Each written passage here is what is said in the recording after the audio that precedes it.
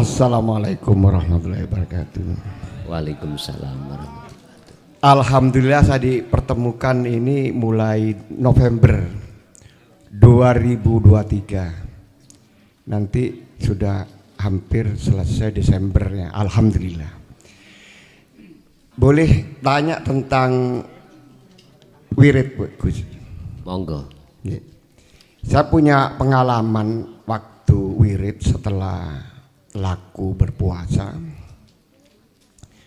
Ternyata wirid itu jika dilakukan itu malah sirul asrolnya itu dimasukkan ke dalam yang lebih dalam lagi.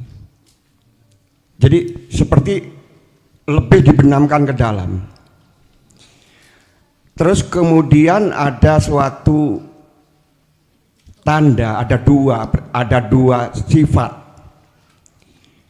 Yang pertama adalah kalau saya ibaratkan itu badan ini adalah pelembungan gitu, Gus. Nah, paling gampang. Itu semakin tebel, anget, semakin gagah gitu loh, Gus, kuat.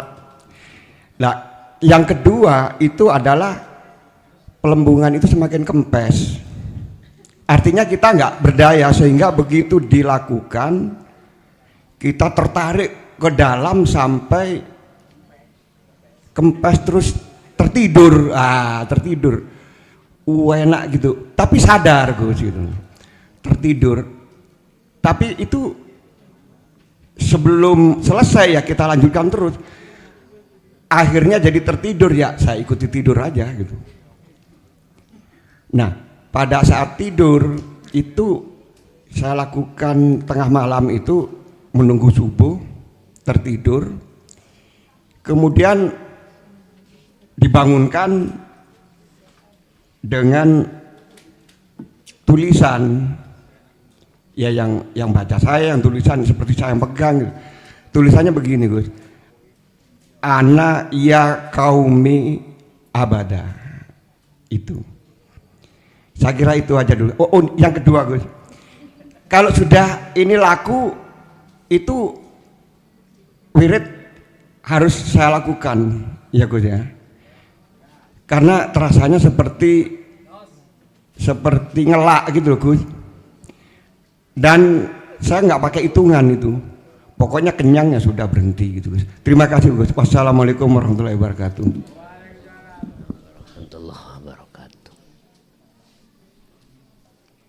Memang siapa yang mengistiqomahkan wirid, Allah pasti akan memunculkan warid. Tinggal konteksnya, tujuan wirid, hati kita arah kemana. Kalau wirid itu tujuan kita selain Allah, maka disitulah nanti akan bertemu karomah. Yang karomah ini justru akan menjadi penghalang ruhaniyah manusia pada Tuhannya. Justru malah menjadi gelap hatinya pada Allah. Pun niki wis gak iso dibantah. Alhaakumut takasur. Jikalau hatimu itu bermegah-megahan selain Allah, akan menjadikan hatimu gelap dan lalai pada Tuhannya. Sampai kapan ini terjadi? Hatta zurtumul maqabir, sampai mati. Jadi anugerah 1 dan 2 tadi bagi kita yang seperti ini justru akan menjadi penghalang. Tapi jikalau satu wirid itu kita istiqomahkan dengan tujuan dan maksud wa ilaihi wasilata, mendekat dan bertemu Allah, beda lagi. Tetap akan memunculkan warid. Lah, warid di sini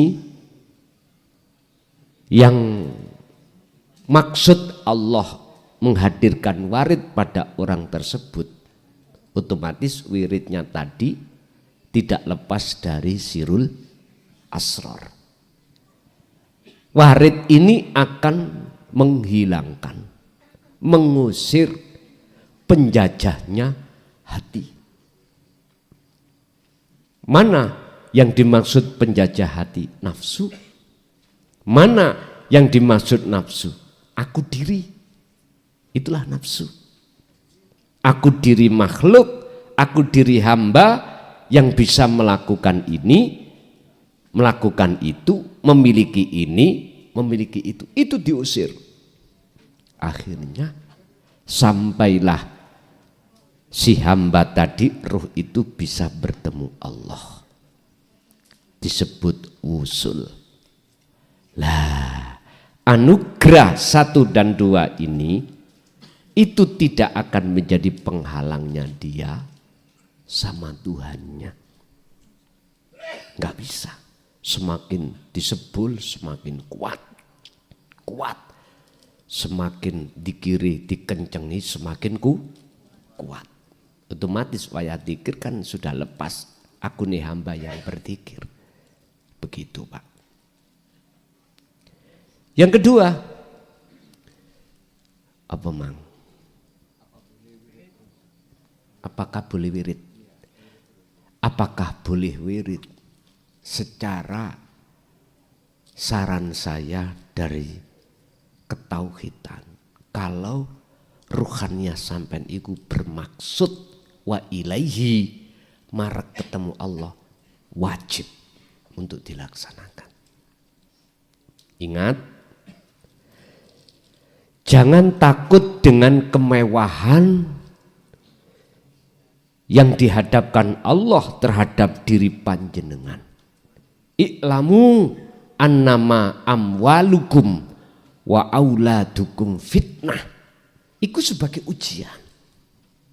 Anda akan bisa lepas alias lulus dalam ujian manakala jenengan iki sudah punya akses untuk ke alam akhirat.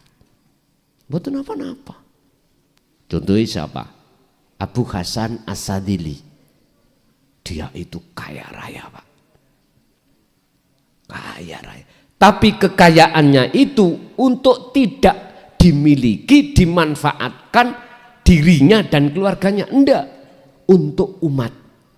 Kalau punya pondok berarti untuk anak pondok. Kalau punya masyarakat untuk masyarakat. Beliau. Sehingga semua apa yang Allah hadapkan terhadap dirinya, kemewahan duniawiya itu tidak menjadikan sebagai penghalang, justru sebagai kendaraan dia bertemu Allah. Wajahidu fi sabilillah. Disinilah gunakan apa yang Allah titipkan terhadap kita sebagai jalan untuk menuju datang Gusti pun. Intinya dari situ. Lanjut.